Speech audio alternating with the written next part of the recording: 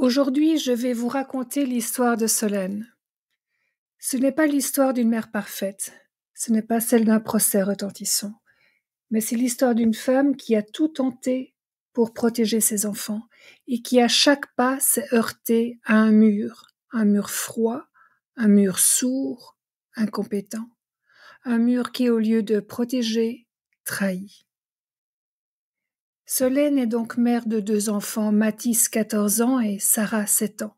Elle a vécu 20 ans sous l'emprise d'un homme violent et manipulateur, mais irréprochable en apparence.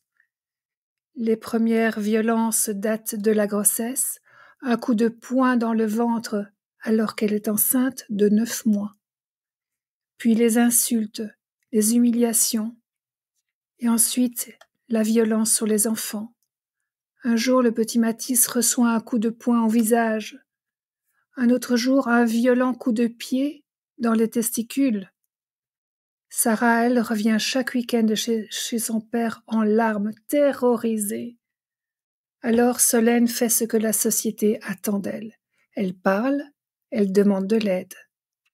La police, elle dépose plainte.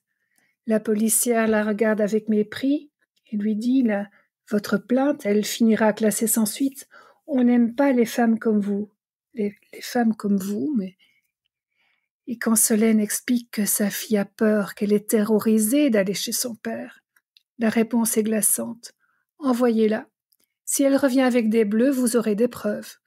Mais on parle d'une fillette de 7 ans. On lui suggère d'attendre les prochaines claques, les prochains coups. Le pédopsychiatre. Inquiète pour son fils, Solène consulte. Le conseil qu'elle reçoit, c'est « Minimisez, madame. Montez à l'audience, sinon vos enfants seront placés. » Mais on protège qui? L'institution, mais certainement pas les enfants. La justice. Elle demande une protection, une ordonnance de protection. Elle lui est refusée. Motif? Le père a déménagé. Comme si la violence disparaissait avec un changement d'adresse. Les services sociaux. La personne de l'AEMO la reçoit avec le sourire. Votre mari est charmant. Peut-être projetez-vous votre traumatisme sur votre fille. L'agresseur est crédible, la mère hystérisée devient le problème. Il faudra attendre qu'une remplaçante auditionne Sarah pour qu'enfin une visite soit annulée. Mais même ce rapport, Solène n'aura jamais le droit de le lire. Il est soi-disant réservé au juge. Solène a fait tout ce que notre société exige d'une mère protectrice. Elle a parlé, consulté, signalé, et chaque fois on l'a réduite au silence. Et ce n'est pas un cas isolé. J'en ai malheureusement bien trop dans ma clientèle. C'est un schéma répétitif, celui de mères piégées entre leur conscience et des institutions qui préfèrent protéger l'agresseur plutôt que de déranger l'ordre établi. Il est temps que ça change. Il est temps que la peur change de camp, comme on dit. Il est urgent que la parole des enfants et des mères soit crue et suivie d'actes.